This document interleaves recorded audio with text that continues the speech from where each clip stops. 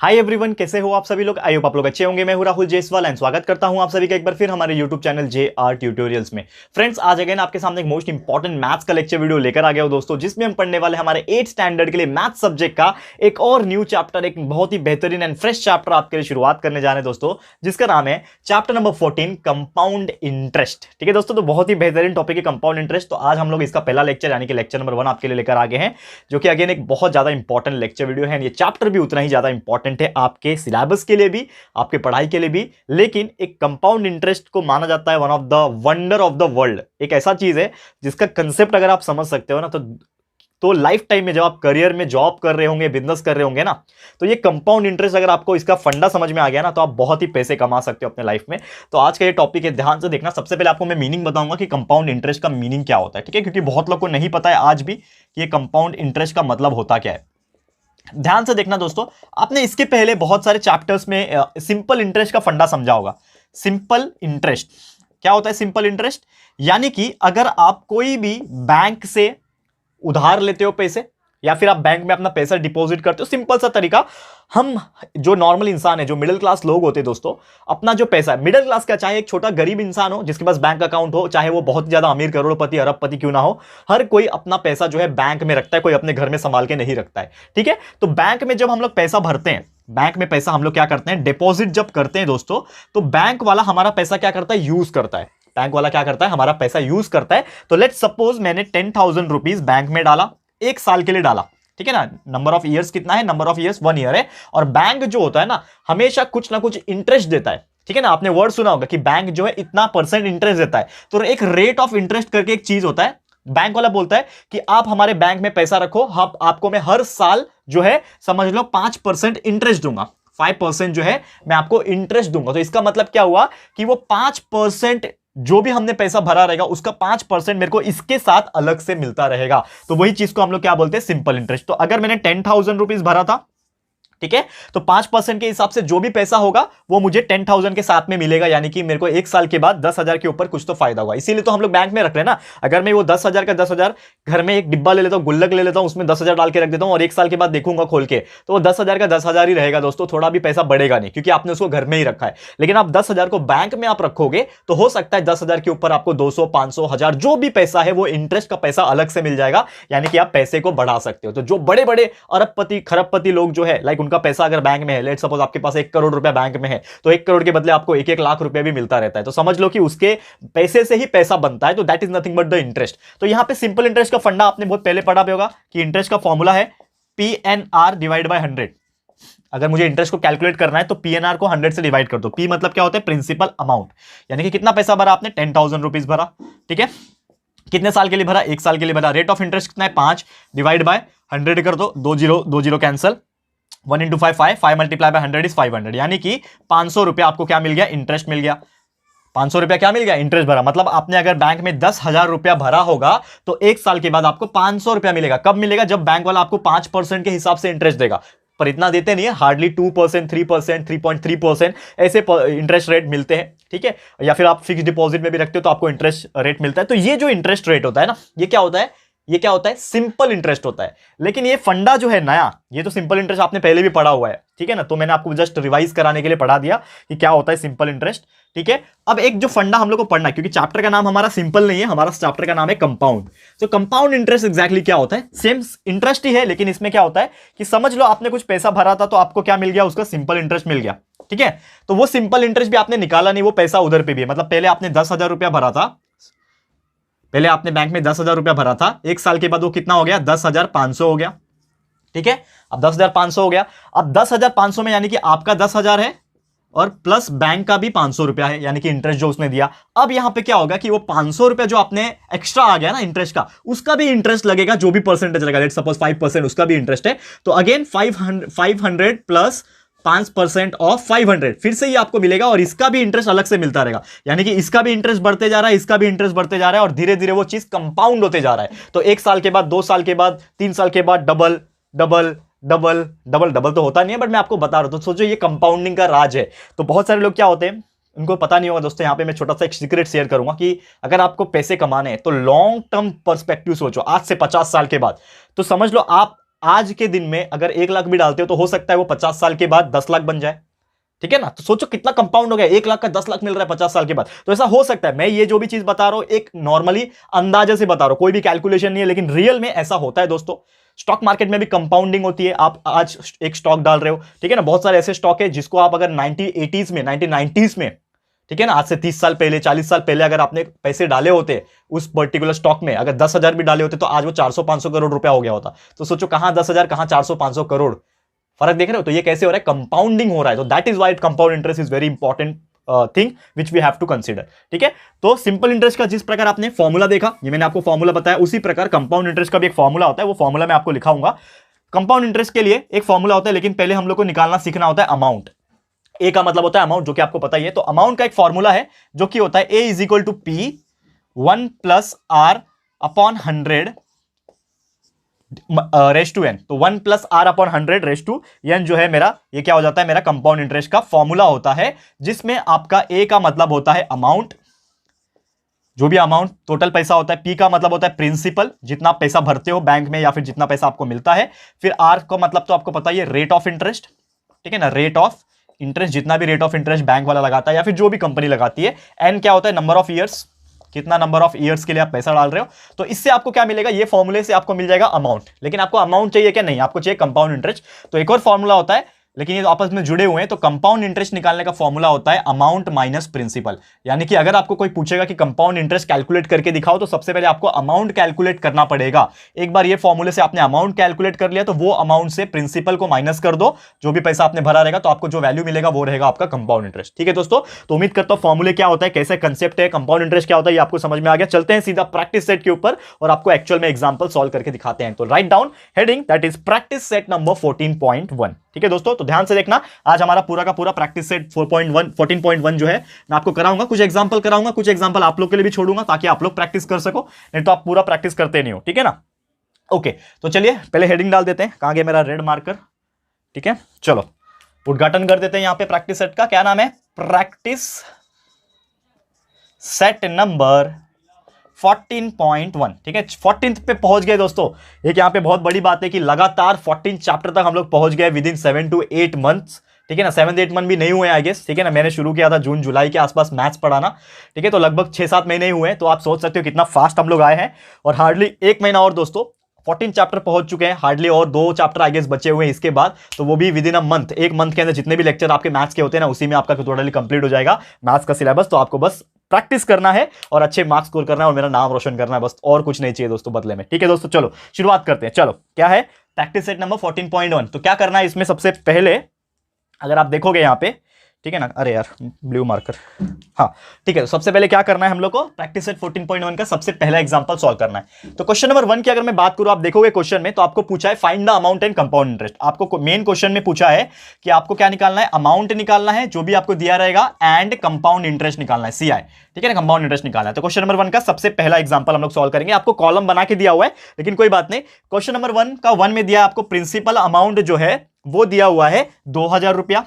2,000 रुपया जो है प्रिंसिपल अमाउंट दिया है। रेट ऑफ इंटरेस्ट इसमें दिया हुआ है आपको 5%। ठीक है ना, 5 PCPA दिया हुआ है, परसेंट पर एनम होता है इसका मतलब। PCPA का मतलब होता है परसेंटेज पर एनम, यानी एक साल में कितना परसेंटेज रेट ऑफ इंटरेस्ट लग रहा है। और तीसरा है साल आपको दिया हुआ है, नंबर ऑफ ईयर्स जो है 3 साल, कितना है, 3 है 2 है। ठीक है, 2 ईयर्स दिया हुआ है। अब इसके ऊपर से ही ये जो गिवन चीज दिया हुआ है, इसके ऊपर इसके हेल्प से ही हम लोग को क्या निकालना है, हमारा अमाउंट और कंपाउंड इंटरेस्ट जो है वो कैलकुलेट करना है। तो बहुत सिंपल है, निकाल सकते हैं। कैसे निकालेंगे, अगेन यहां पे हमारे पास सबसे पहले अमाउंट निकालने के लिए, ठीक है ना, अमाउंट को कैलकुलेट करने के लिए एक फॉर्मूला है हमारे पास। क्या फॉर्मूला है कि amount is equal to P 1 plus R divide by 100 raise to N।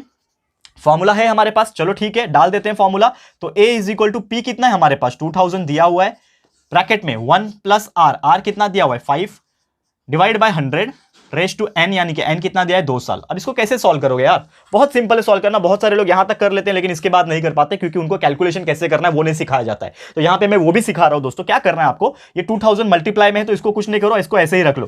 2000 multiply में है, इसको मैं ब्रैकेट के बाहर ऐसे ही रखता हूं। अब इसको सॉल्व कर सकते हो, देखो ये 1 प्लस 5 अपॉन 100 है, तो 100 1 के साथ मल्टीप्लाई हो जाएगा तो कितना हो जाएगा 100, और ये प्लस 5 हो जाएगा तो ये ऊपर कितना हो जाएगा 105। आपने किया है ना बचपन में ऐसा वाला चीज, 2 + 3/4, जिसको बोलते हैं हम लोग मिक्स फ्रैक्शन वाला इक्वेशन। तो 4 इसका मतलब क्या होता है, इसको कैसे सॉल्व करते हैं, क्रॉस मल्टीप्लाई ना। तो 4 मल्टीप्लाई बाय 2 कितना हो जाता है, 4 मल्टीप्लाई बाय 2 और ऊपर +3 और नीचे वही सेम। तो 4 मल्टीप्लाई बाय 2 8 + 3 कितना हो जाएगा 11। 4 मल्टीप्लाई बाय 2 8 + 3 11/4। तो इस प्रकार उसको भी करना है। तो 100 मल्टीप्लाई बाय 1 इज 100 + 5 105 और नीचे आपका 100, ठीक है, रेज़ टू स्क्वायर। समझ में आ रहा है दोस्तों, क्या बताने की कोशिश कर रहा हूं। चलो इसको रफ कर लो पहले, ठीक है, आगे का पार्ट यहां पे कराऊंगा। ओके, ये आपको समझ में आ गया। यहां तक उम्मीद करता हूं कि आप लोग को क्लियर है, कुछ भी डाउट नहीं है। ओके, तो नेक्स्ट स्टेप आपको क्या करना है, आप देखोगे यहां पे 105/100 यहां पे लिखा हुआ है। अब क्या करना है, 105 का आप स्क्वायर कर दो, नीचे 100 का स्क्वायर कर दो। तो ऑलरेडी मैंने वैल्यूज निकाले हुए हैं। तो आप देखोगे a इज इक्वल टू, ये 2000 पहले से यहां पे लिखा हुआ है, तो 2000 वैसे ही रहेगा सेम, ठीक है। अब ये 105 का स्क्वायर क्या हो जाएगा, 105 को 105 से आप मल्टीप्लाई कर दो तो आपको जो वैल्यू मिलेगा वो मैंने यहां पे लिख के रखा हुआ है, जो कि है आपका 11025, यानी कि 11025। आपने जब 105 को 105 से मल्टीप्लाई करोगे ना, स्क्वायर का मतलब क्या होता है, वही होता है। उसके बाद ये आ जाएगा वैल्यू और नीचे 100 का स्क्वायर का मतलब होता है 1000। 100 का स्क्वायर इज 10,000। अब आपको क्या करना है, जो चीज कट हो रहा है उसको कट कर दो। आप देखोगे तो यहाँ पे 1 0 2 0 3 0 आपने कट किया, यहाँ पे भी 1 0 3 0 आपने कट किया। ओके, अब 2 को ऊपर 2 बचा है, ऊपर ये बचा है, तो ये ऊपर के दोनों जो है आपस में मल्टीप्लाई हो जाएंगे, यानी कि 11025 मल्टीप्लाई बाय 2। तो कितना आ जाएगा, यहां पे आप देखोगे तो मल्टीप्लाई करके आ जाएगा 22,050 और नीचे आपका 10 बच गया, ठीक है। अब ये 10 यानी 1 0 कैंसिल हो गया, तो अमाउंट बच गया आपका 2205। ये क्या आ गया, आपका अमाउंट आ गया इतना रुपीस। तो इतना आपने अमाउंट निकाल लिया। अब आपको क्या निकालना है, यहां पे अमाउंट तो निकालना था, तो एक चीज तो आपने निकाल लिया, लेकिन साथ में आपको कंपाउंड इंटरेस्ट भी निकालने बोला है। तो कंपाउंड इंटरेस्ट निकालने के लिए फॉर्मूला अभी हमने आपको बताया था, compound interest is equal to a minus p, यानी कि अमाउंट को प्रिंसिपल से माइनस करना होता है। तो अमाउंट आपका आया है 2205, उसको p से माइनस कर दो। p कितना था आपका 2000, तो इसको 2000 से माइनस जब कर दोगे तो आपका कंपाउंड इंटरेस्ट फाइनली आ जाएगा, जो कि हो जाएगा 205 रुपया, ठीक है, 205 रुपीज, ठीक है। तो आपका आंसर आ गया कंपाउंड इंटरेस्ट का 205 rupees. This is your final answer. Clear दोस्तों, तो उम्मीद करता हूं कि ये क्वेश्चन आपको समझ में आ गया रहेगा। तो क्वेश्चन नंबर 1 का ये फर्स्ट था। वैसे ही क्वेश्चन नंबर 1 में देखेंगे तो और 2 एग्जांपल है, तो एक और मैं आपको सॉल्व कराऊंगा, उसके बाद सीधा क्वेश्चन नंबर 2 की तरफ जंप करेंगे हम लोग, ठीक है। तो इसको मैं रफ कर देता हूं फटाफट से, एंड उसके बाद हम लोग क्या करते हैं, एग्जाम्पल नंबर 2। अभी क्वेश्चन नंबर 1 ही चल रहा है हमारा, ठीक है, जिसमें हम लोग को अमाउंट और कंपाउंड इंटरेस्ट दोनों निकालना है। अब मैं यहाँ पे एग्जाम्पल नंबर 2 भी आपको यहाँ पे मैं करा देता हूं, ठीक है। ध्यान से देखो, हर एक चीज आपको क्लियर मिल जाएगा यहां पे। ओके,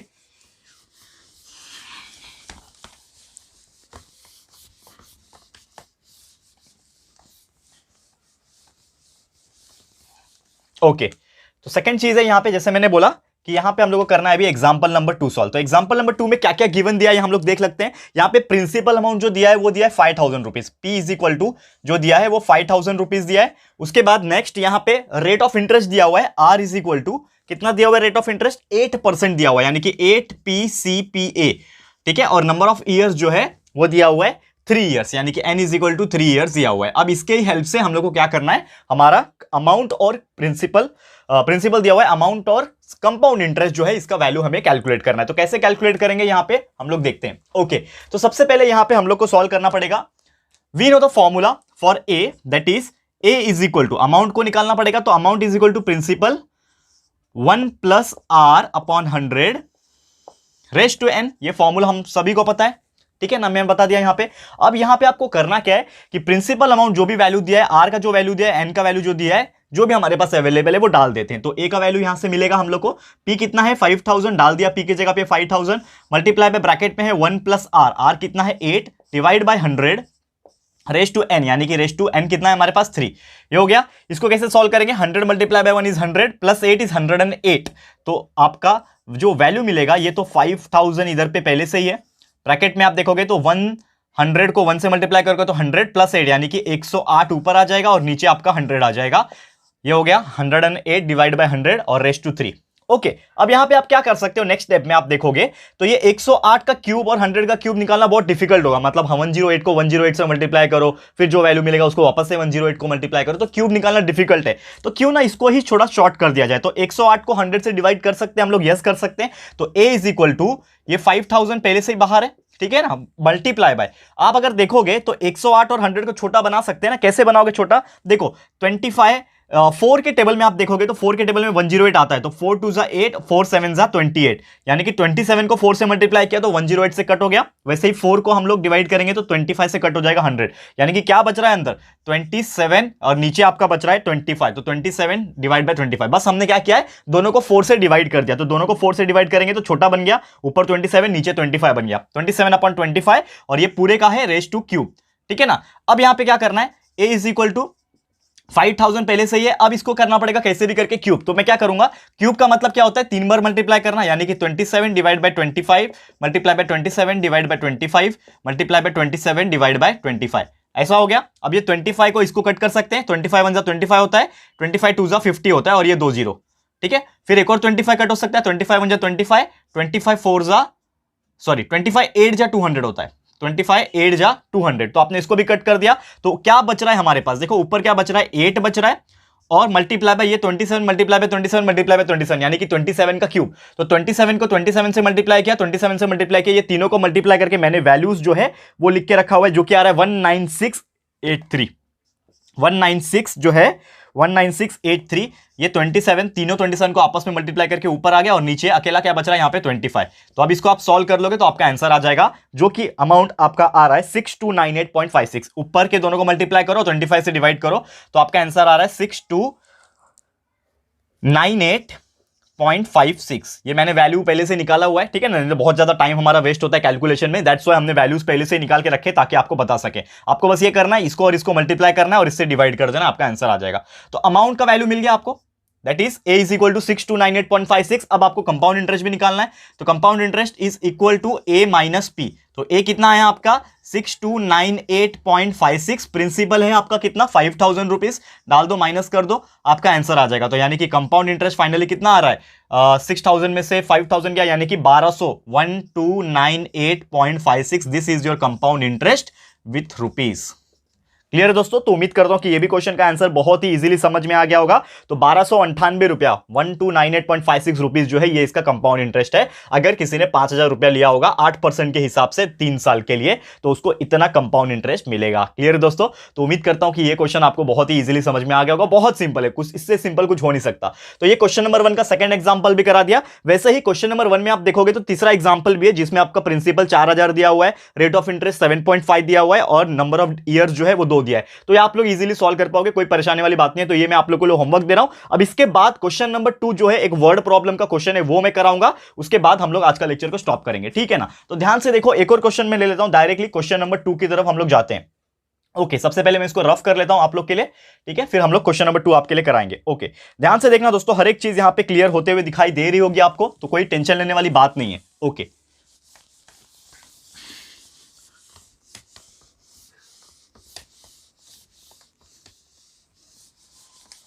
ये हो गया बोर्ड हमारा रफ। अब सीधा चलते हैं, क्वेश्चन नंबर 2 क्या बोला है वो हम लोग सॉल्व करते हैं आपके लिए, ठीक है। क्वेश्चन नंबर 2 मेन क्वेश्चन है। क्वेश्चन नंबर 2 क्वेश्चन इस प्रकार बोला है कि Sameer Rao has taken a loan of 12,500, यानी कि समीर राव जो पर्सन है उन्होंने 12,500 का क्या किया है, लोन लिया है, और रेट ऑफ इंटरेस्ट कितना है 12%, यानी कि प्रिंसिपल अमाउंट कितना दिया उसने, प्रिंसिपल 12,500 का उन्होंने लोन लिया है। रेट ऑफ इंटरेस्ट जो है वो उन्होंने लिया है यहाँ पे 12% के हिसाब से, यानी कि 12 PCPA के हिसाब से लिया है। नंबर ऑफ ईयर, कितने साल के लिए लिया था उन्होंने लोन, उन्होंने ये इंटरेस्ट एनुअली भरा, तो कितना रुपीस उसको पे करना पड़ेगा ऐसा उन्होंने बोला है, और 3 साल के लिए लिया हुआ है ऐसा बोला है। यानी कि वो जो बंदा है उसने 12,500 का उन्होंने क्या किया है, एक तरीके से लोन लिया है। कितने साल के लिए लिया है, 3 साल के लिए लोन लिया था, और कितना इंटरेस्ट उनको देना पड़ेगा, 12 PCPA देना पड़ेगा। यानी कि जब उसने 12,500 का लोन लिया तो इंटरेस्ट वगैरह सब मिला के, यानी कंपाउंड इंटरेस्ट मिला के 3 साल के बाद उनको बैंक को वापस से कितना पैसा देना पड़ेगा, यानी कि क्या निकालना है हम लोग को, टोटल अमाउंट निकालना है, यानी ए निकालना है। तो सिंपल सी बात है, डायरेक्ट ए निकालने के लिए फॉर्मूला है हमारे पास, that is A is equal to P 1 + R divide by 100 raise to n। Formula है, वैल्यूज डाल दो, पी कितना है 12,500 मल्टीप्लाई बाय 1 + R कितना है 12/100, ठीक है, रेज़ टू 3 डाल दिया। कैलकुलेट कर लो, बहुत सिंपल है कैलकुलेट करना। कैसे कैलकुलेट करोगे, अगेन यहां पे आप देखोगे कि ये हो जाएगा 12,500 मल्टीप्लाई बाय, ठीक है, ये हो जाएगा 100 मल्टीप्लाई बाय 100 + 12, यानी कि 112 हो गया, ऊपर नीचे 100 क्यूब, ठीक है। अब देखो यहां पे इसको सॉल्व कर लेते हैं। 112 और 100 को छोटा कर सकते हैं ना हम लोग, जैसे कि आप देखोगे 4 के टेबल में जाएगा क्या, देख लेते हैं। 4 2 जा 8 32, ठीक है ना। 4 टू जा अगर 8 में करता हूं, 4 टू जा 8, 3 बचेगा 32, 4 8 जा 32, यानी 28 4 जा 112 होता है और 4 25 जा 100 होता है, यानी कि छोटा बना दिया हम लोग ने। क्या बच रहा है ऊपर 12,500 मल्टीप्लाई बाय 28 अपॉन 25, ये बच रहा है multiply by sorry raise two cube. अब इसको सॉल्व कर लेते हैं तो क्या हो जाएगा 12500 multiply by 28 divide by 25 multiply by 28 divide by 25 multiply by 28 divide by 25। क्यों किया 3 बार? क्योंकि रेस टू क्यूब है तो 3 बार होता है। अब काट लेते हैं इसको, ये 25 25 25 से इसको कट कर दोगे तो आपका आंसर कुछ इस प्रकार आ जाएगा। देखोगे 25 1 जा 25, 25 5 जा 125 और 2 0 500 हो गया। फिर 25 1 जा 25, 25 2 जा 50 और ये 0, ठीक है, मतलब 25 20 जा हो गया। ओके, अब ऊपर 20 बच रहा है और 28 28 28 बच रहा है, ये सबको मल्टीप्लाई कर दो। 20 multiply by 28 multiply by 28 multiply by 28 और ये सभी को 25 से डिवाइड कर दोगे तो आपका आंसर आ जाएगा, ठीक है ना।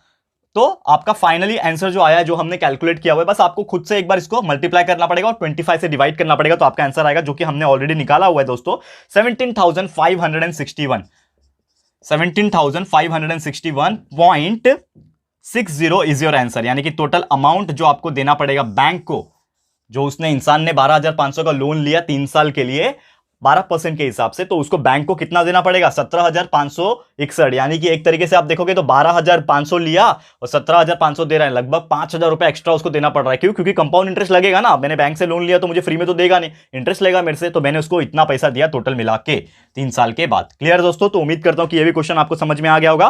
तो ये था दोस्तों आज का हमारा लेक्चर, जिसमें हमने आपको बताया प्रैक्टिस सेट 14.1 का कंपाउंड इंटरेस्ट का फंडा। अब एक और क्वेश्चन, यानी कि क्वेश्चन नंबर 3 जो है, इसके बाद का क्वेश्चन नंबर 2 के बाद क्वेश्चन नंबर 3 जो है, ये भी अगेन मैं आप लोगों को होमवर्क दे रहा हूं। बहुत सिंपल है, इसमें प्रिंसिपल अमाउंट 8,000 दिया हुआ है, रेट ऑफ इंटरेस्ट 10/2 10.5 हो गया इसका मतलब, तो 10.5 दिया हुआ है और 2 इयर्स दिया हुआ है यहां पे, और हमें पूछा है कि कितना उसको कंपाउंड इंटरेस्ट निकालना पड़ेगा। तो अगेन पहले आप अमाउंट निकाल लोगे ये फॉर्मूला यूज करके, एक बार अमाउंट निकाल लिया तो उसको प्रिंसिपल को माइनस कर दो अमाउंट से, तो आपका कंपाउंड इंटरेस्ट आ जाएगा। तो उम्मीद करता हूं कि क्वेश्चन नंबर 3 आप कर पाओगे, ये होमवर्क के तौर पे दे रहा हूं मैं, जरूर से कर लेना। तो आज के लिए इतना ही, जल्द मिलेंगे हमारे अगले लेक्चर वीडियो में, जिसमें हम लोग ऐसे ही आपके लिए बेहतरीन टॉपिक्स लेकर आएंगे। तो ये वीडियो आपको कैसा लगा है प्लीज हमें कमेंट करके बताइएगा, अपनी राय और सजेशन जरूर से दीजिएगा दोस्तों। और अगर आपको ये वीडियो पसंद आया, यूजफुल लगा है फ्रेंड्स, तो प्लीज वीडियो को लाइक कीजिएगा, शेयर कीजिएगा, अपने सारे फ्रेंड्स लोगों को फटाफट से शेयर कर दो। एंड अगर आपने अभी तक इस चैनल को सब्सक्राइब नहीं किया है तो फटाफट से हमारे चैनल को भी सब्सक्राइब कर देना, साथ में बेल आइकन को प्रेस कर देना, ताकि जब भी हम लोग वीडियो लेकर आएंगे आप लोग को नोटिफिकेशन मिलती रहेगी।